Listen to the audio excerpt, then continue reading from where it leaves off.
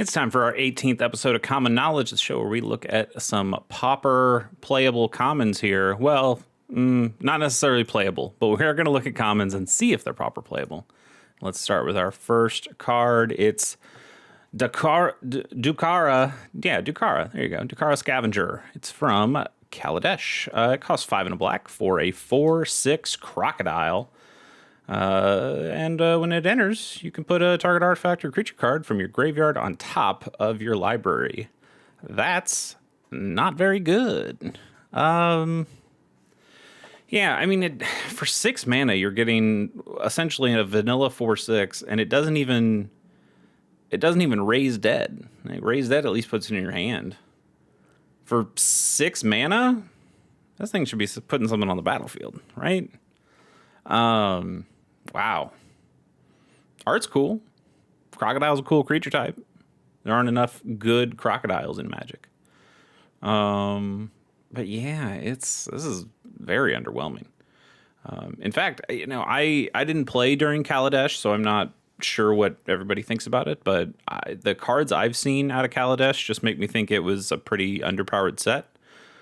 Generally, I don't know if it was like a Kamigawa situation or a Champions of Kamigawa situation where they were intentionally trying to lower the power level, or if just things after it have been so much better.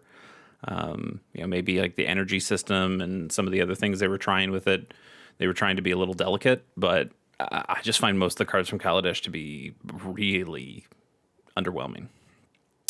So in terms of a score for this one, what do we think?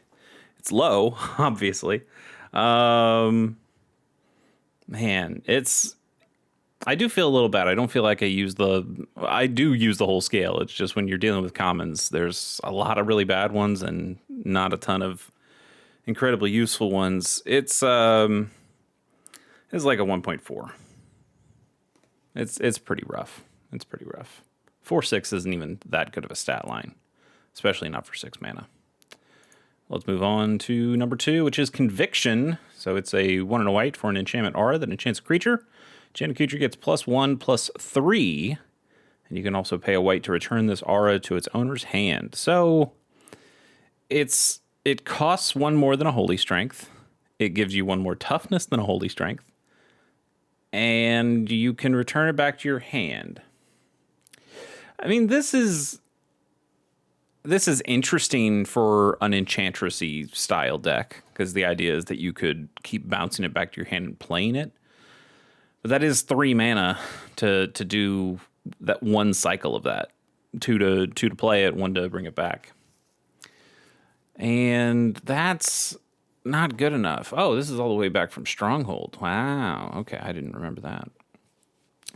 So that's probably what they were thinking back then, is like, oh, we just need a Holy Strength that's a little bit better. And now it's come up in other sets, and then for something like Ultimate Masters, hey, let's throw a weird common from back in the day. The problem is there aren't a ton of... I mean, there are enchantment decks in Pauper. I have one, a Bogles deck. Bogles is probably where you play the most enchantments. But those enchantments, you don't get the enchantment creatures that say, draw 1 every time an enchantment comes into play, or gain a life when you cast an enchantment. Those things generally not at common. And that makes a card like this a lot worse for a format that doesn't have those things. This would go great in... great's maybe a strong word, but it would go well in something like a Sithis Harvest Hand. Is it Sithis? Yeah, I think it's Sithis. Where you gain a life and draw a card every time an enchantment gets cast. I think it's cast. I don't think it's come into play. But you could just keep repeating and casting this. But for Pauper, you're going to find that this is just a much more... It's certainly been powered out by lots of other things. You'd play an Armadillo Cloak over this. You'd play a Sentinel's Eyes over this. You'd play Ethereal Armor. That's the one you definitely play over this. So it's cute that you can bounce it back to your hand to play it multiple times. It's also, you could also use it as a way to save the enchantment. We talked about this on a previous episode, but auras are not as good, or seen as not as good, because they're 2-for-1s. Like if the creature dies, the enchantments that are on it are also gone. And this saves it a little bit because, you could do this at instant speed. Somebody's about to kill the creature. Well, I'll bounce the enchantment back to my hand. But that still costs mana. Is that really an efficient use of mana? It's cute, but it's not very good. We're going to give it what its stat line gives, and we're going to give it a 1.3. Oh, this is better than the crocodile, right? Yeah, it's better than the crocodile. I'll give it a 1.5, but still bad. Next is Exosuit Savior from Edge of Eternities. Pretty new card here. It's 2 and a white for a 2/2 human soldier. It's got flying, and when it enters, return up to one other target permanent you control to its owner's hand. This is almost good, right? Because we have this card. It's called Core Skyfisher, and it's just better. Core Skyfisher is just better, and it's just cheaper, right? Does Core Skyfisher have 2/3? I'm pretty sure it does. Core Skyfisher. Yeah, it's a 2/3. So there's reasons why this is a Pauper All-Star, and this is not. This is 2/2. It flies, does cost an extra, and it brings the permanent. And this is just better stats for the same kind of creature with a cheaper mana cost. So whereas Core Skyfisher, I'd give like an 8.8 something high like that. This, because it's more disappointing, and it's not even that this is copies 5 through 8 of Core Skyfisher, because there are other cards that do this kind of ability either cheaper or better or more flexibly. I love these kinds of cards, and I played this. I played in pre-release for Edge of Eternities, and I don't think I had a white deck. I think I had more like a Landfally deck, and like a blue-red artifacts deck that I was building. But I like this card. I like this art. I like a lot of the stuff about it. I like the words on it, but I just don't like the numbers. Right? If this was just 2 mana and it was just a Core Skyfisher with one less point of toughness, I'd still probably play this a lot. I might throw my Glinthawks away and start putting this card in instead. But yeah, as it is, it becomes much worse. I think it's like a 4. I think it's just a 4. I think 4 is fine. If you were desperate, if you didn't have access to Core Skyfishers and you just needed another card, you could play this. But we're playing Pauper. You should just be able to play the good cards because they're all pretty cheap, more or less. Let's keep going to Azure Fleet Admiral for 3 and a blue. It's a 3/3 human pirate, and when this creature enters, you become the Monarch. This creature can't be blocked by creatures the Monarch controls. This is cool. You'll find, I think we've actually even talked about it before, you'll find that there are a number of Monarch giving cards in Pauper that are quite playable, because the Monarch can be a really good mechanic, or a really strong mechanic in 1v1 60 card construction formats. Whereas, in Commander, it's tough to keep the Monarch when you got 3 other opponents who could all take it away from you. In 1v1, there's only one other person you have to worry about. And if you've built up a board that is tough to stop, or you're killing all of their creatures on sight, you could just keep that card advantage that the Monarch gives and draw that extra card at the end of every turn, or end of each of your turns, and just kind of overwhelm them with the card advantage. The thing is, blue doesn't really need that. Blue already has so many ways of getting card advantage that having a creature, which isn't an amazing stat line, a 3/3 for 4 is not great, but blue's creatures have never been super powerful like that. But if you're in blue, just play Brainstorm, just play Preordain, just play the cards that give you cards all the time. This effect is much better in white. It's much better in green. It's better in black. And it's there's got to be like a red card in this cycle, right?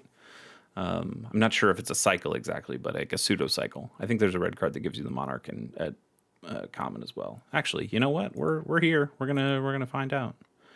Let's go Monarch, red, Pauper. Okay, there's two. A 5/2 with trample and a 4/4. Yeah.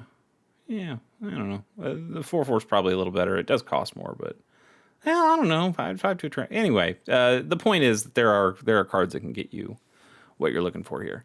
But red also wouldn't mind having an extra card on each of their turns as well.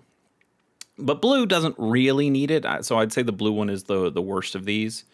It is kind of cool that it has this extra bit of text that if somebody ever steals the monarch from you, this guy can just get it back. That's kind of cool. That's useful for sure. But again, if you're playing this in a 60 card constructed format, you're generally going to want to play it when your opponent cannot get the monarch back from you. So even though it's nice that you can just steal it right back, why should you let them have it at all, right? And with all those things kind of going against it, I think this card is fine, but it's much worse than the other cards that are in the same kind of pseudo cycle. So I'll give this I'll give this a 4.2. It's okay. It's okay. You might do this in like a multicolor deck if blue's like another color, like a secondary color for you, and you're not playing many of the cantrip effects. Maybe you do slot this in, but even then, I still think it's just there are better options. Basil Thrall, Basil. I think it's basil, not like the spice or herb, but basal. I don't know. Somebody can tell me in the comments. It's 2 black mana, or a black mana and a black mana for a 1/2 Thrall, and you can tap it to sack it and add 2 black. So it kind of pays itself back at some point.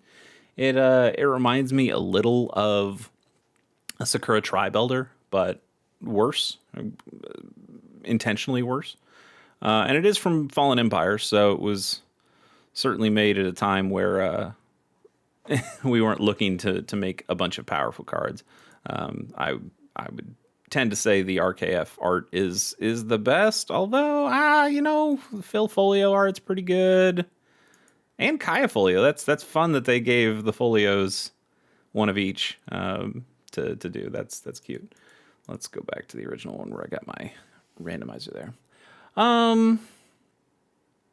Yeah, it's a bit of like a blood pet. Though, the fact that you have to tap this and sack it for the 2 mana is not as good, because now you have to wait a turn before you can use this. Maybe somebody kills the Thrall before you get to use it.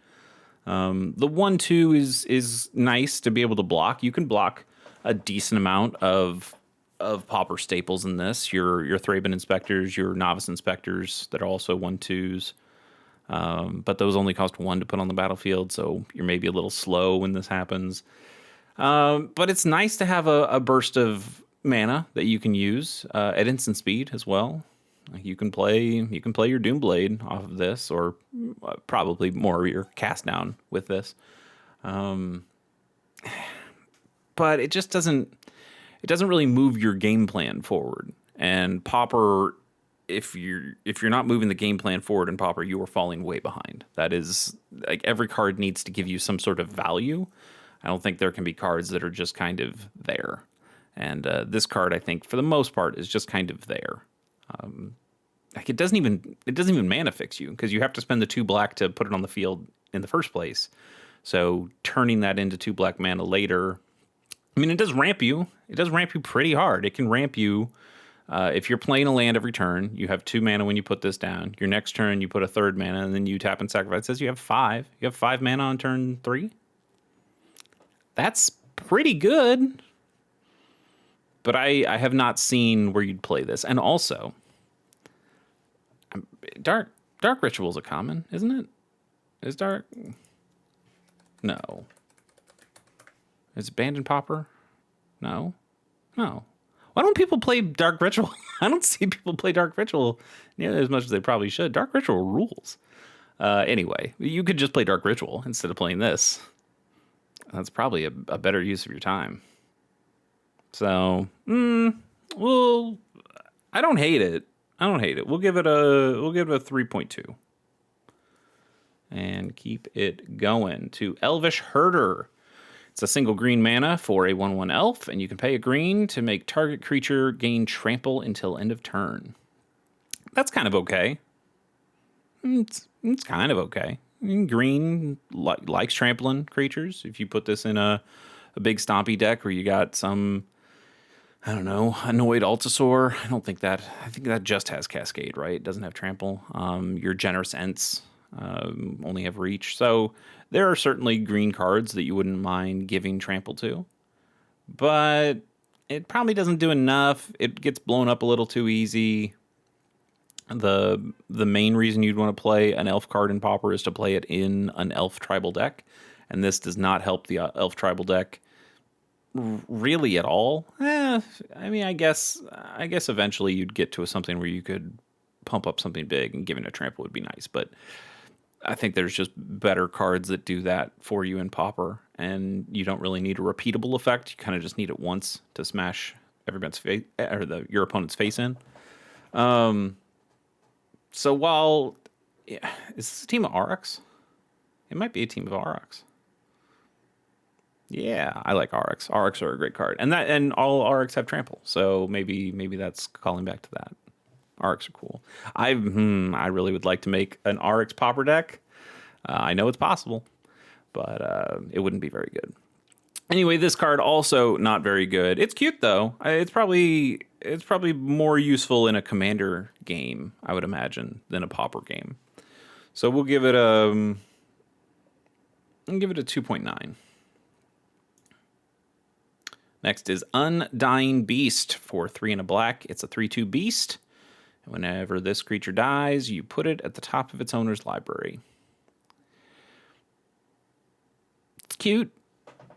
Cute. A 3/2 that you could keep getting back every turn if you needed to keep blocking something.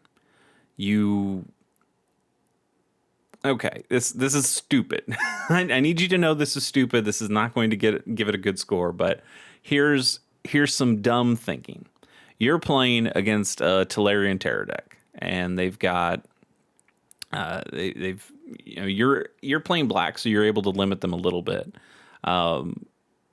Is this a way to help mill them out? That okay, yes, you can block that Tolarian Terror or that Cryptic Serpent with this creature. It dies. It goes back on your library. The next turn, you draw it, you play it. It blocks another. It blocks again. It dies. It goes back. Meanwhile, your opponent keeps drawing cards, and if they're a terror deck, they're going to keep milling themselves. You could block them forever with this, right? The problem is that they're probably getting more snakes, more serpents, more terrors, and then this becomes a lot less good. If you try to put this in multiples, each one gets stacked on top of your library, and you're still only drawing the one card. Then it becomes a lot worse. And also, it's just a vanilla 3/2. And if you're not playing against that one kind of strategy where you're able to just block forever, this does a lot worse. And it doesn't fly, so it doesn't even block the Delver of Secrets they might have in the Terror deck. Yeah. Overall, you're just not going to find value out of this. It's pretty bad. We'll give it a 1.6. Next is the Brute. I like this card. I put this so I have a white bordered cube. Everything's got to have white border, and it's kind of retro frame.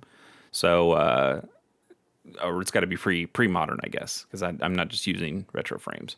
But I don't think they make modern retro frames with white borders anymore. So that's not a problem. Anyway, I have this in that cube, and I like it. I like this art. Good job, Douglas Schuler.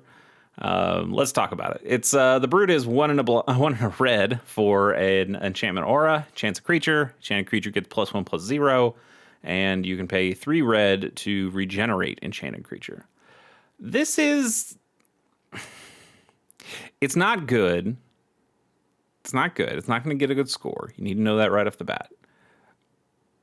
But when I see a card that isn't very good on the face of it, you kind of want to think, well, how could it be good? How could I make this work? And the idea that you could regenerate a red creature, regenerate if you're not familiar, because it's a term that they don't use much anymore in Magic design. But I believe, if I'm correct, I'm pretty sure I am, that regenerate means at instant speed, you can, well, at least for this instant speed, but when you regenerate a creature, if the next time it gets lethal damage assigned to it, it gets removed from combat if it's in combat, and it gets tapped, but it lives and it heals all the damage off it. And then I think it could be destroyed again that turn. So if you had a lightning bolt and somebody tried to regenerate their creature, you could wait for it to be regenerated and then you could lightning bolt it again. Or you could lightning bolt before it was able to regenerate, I suppose, and kill it before the activation happens. But, it's a good way of saving your creature. It saves it from a board wipe. It saves it from targeted removal. It saves it from combat. And it gives you not something unkillable. It could still be exiled. It could, in that scenario I said, you could still kill it. You just kind of have to kill it twice.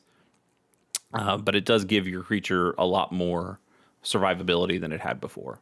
But it is a little complicated of a mechanic, so Wizards of the Coast just doesn't seem to print it on as many cards anymore. And also, it's more of a green ability. So it's a little odd that this is something that's on red. It feels like a color bend, maybe even a color break. And those are the cards you tend to end up finding uses for, because red doesn't have ways of protecting their creatures and saving their creatures all that much. Red's way more reckless. So the idea of having a red protection spell, kind of cool. It only gives +1/+0. It doesn't even give first strike or anything like that. So it's not the most useful thing, especially for 2 mana, and then having to spend 3 mana and 3 of it, and all 3 has to be red. So, you can't splash this into another color as well, or not without great effort, I would imagine. So it's not great. The best thing about it's the art. Man, what do you give the Brute? It just makes me sad that I have to give it a not a great score. I'm going to give it a 2, and that's probably too high. But I like it. Is this it? This is the last card of the day. It's Honorable Scout. It is a 1/1 human soldier scout for a single white mana, and when it enters, you gain 2 life for each black and or red creature target opponent controls. It's cool that this has use at many different points in the game. That if you play this early, sure, you don't get the life, but you get a 1/1 to begin with. You get for your white weenie deck, you at least get something on the board turn 1. It's great on turn 6 or 7 because your opponent's played some creatures, preferably black or red, and now you get to gain life instead of just putting down a 1/1 on turn 6 and feeling bad about it. So in that sense, it's kind of cool. I also like this Phyrexian that he's fighting. That's pretty cool. But it's not great. I could see this being a sideboard piece, knowing that you're not color hosing exactly, but you're color exploiting your opponent. So if you're going up against a red deck, which is where most of the time, or black deck, I mean, black has a lot of burn kind of cards too. So if you're going up against a black or a red deck, you tend to have some kind of life gain in your sideboard to protect yourself against burn. Is this the thing that you want to help you, though?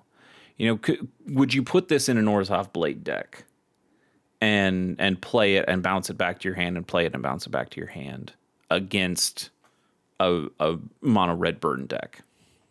Maybe, or a mono red aggro deck that's probably going more in. Like if you're playing mono red goblins, then this card makes a lot more sense. You're gaining a pretty good amount of life because they're going to be putting down quite a few goblins down, and then maybe you bounce it back and you play it again. You get some more life, but it's pretty situational. If your sideboard was, I don't know, 30 cards, 50 cards, something like that. If you had a bigger sideboard, you might find a place for this. But when you only get 15 slots, this probably doesn't make the cut. You'd probably just play a more general life gain creature. The I forgot his name, devoted something. He comes out and he gains you 4 life.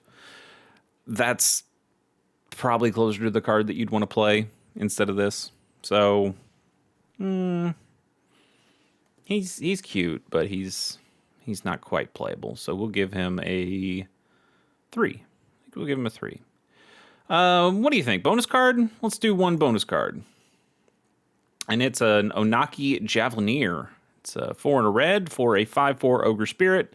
It's got reach, and you can tap it to have this creature deal 2 damage to target player or battle.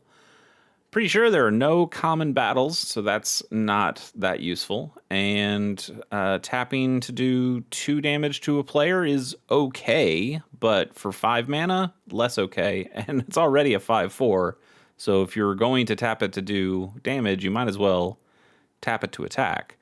I guess more what they want you to do with this card is have a big 5/4 blocker that anybody's scared to swing into, and then at the end of an opponent's turn, you tap it, you ping them for 2, and then you get to untap it again. So you get the potential threat of this, and also your opponent doesn't want to attack because you have a 5/4 that you could you could get on the crackback. So in a way, it actually is pretty useful. It seems a little counterintuitive, but through the way that Magic's played, it does have a place. Does it have a place in Pauper? No, probably not. Red wants to do things faster than this, and potentially as a card that you'd splash into another deck.